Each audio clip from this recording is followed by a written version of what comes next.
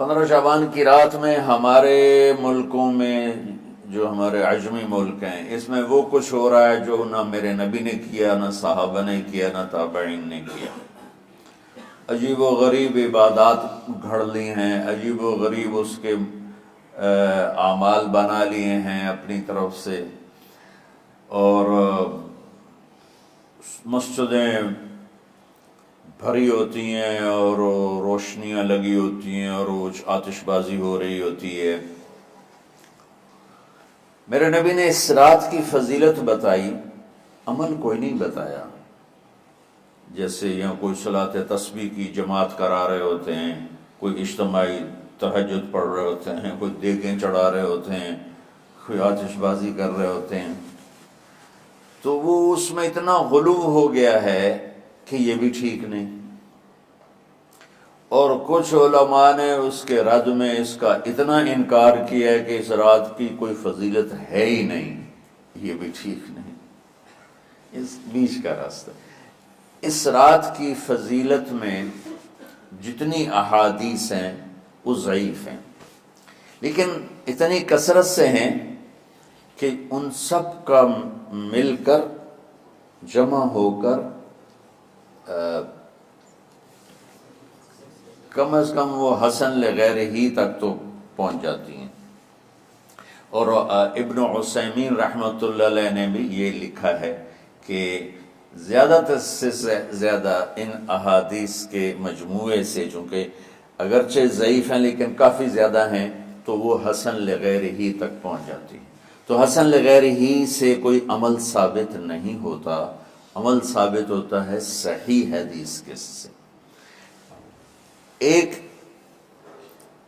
احادیث کی کثرت سے روایات، اور ایک امت کا عمل، کہ امت کا بہت بڑا طبقہ صدیوں سے اس رات کا اہتمام کر رہا ہے، لیکن کچھ عرصہ پہلے تک اہتمام تھا دن میں روزہ رکھنا، رات کو کوئی نوافل پڑھ لینا، کوئی دو چار زیادہ پڑھ لینا، لیکن اب یہ ڈھول تماشے جو اب شروع ہوا ہے اس کا تو کوئی وجود ہی کوئی نہیں ہے۔ تو اس رات کو اللہ تعالیٰ نے مبارک بنایا، اور حدیث پاک میں آتا ہے کہ اللہ تعالیٰ اس رات میں ساری دنیا کے لوگوں کی بخشش فرماتا ہے سوائے 5 آدمیوں کی۔ 5 کے سوا سب اہل ایمان کی بخشش ہو جاتی۔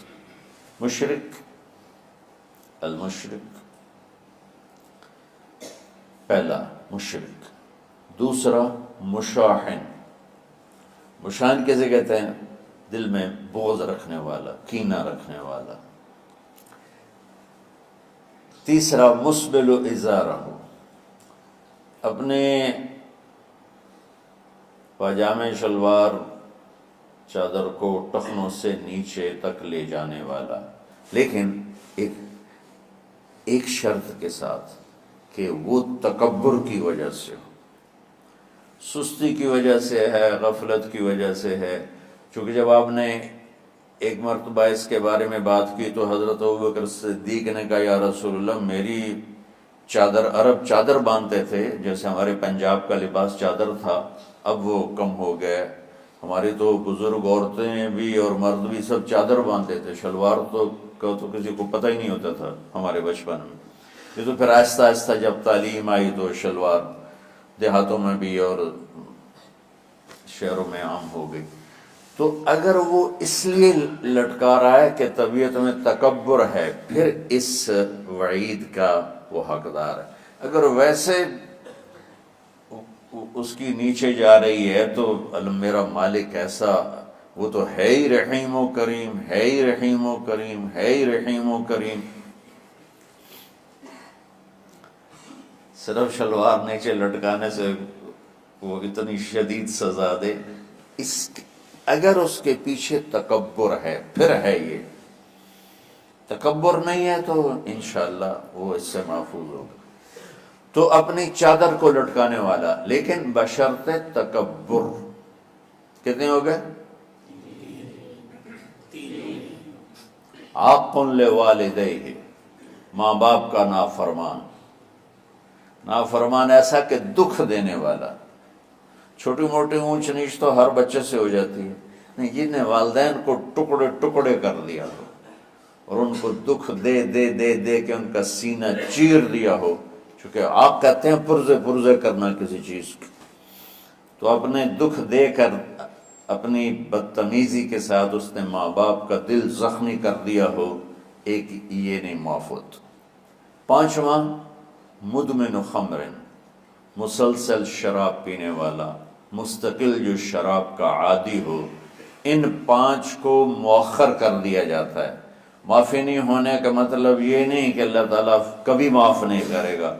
معافی نہ ہونے کا مطلب یہ ہے کہ یہ پانچ ایسے گناہ ہیں کہ اس کی وجہ سے بخشش رک جاتی ہے.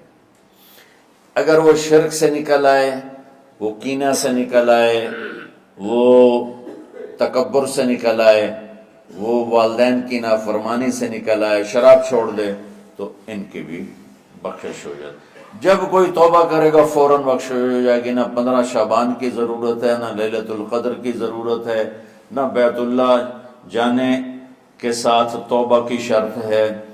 جہاں بھی وہ بیٹھ کے توبہ کرے گا، جس لمحے میں کرے گا، اسی وقت اس کی توبہ قبول ہوگی اور اللہ اس کے پچھلے سارے گناہوں کو معاف فرما دے گا.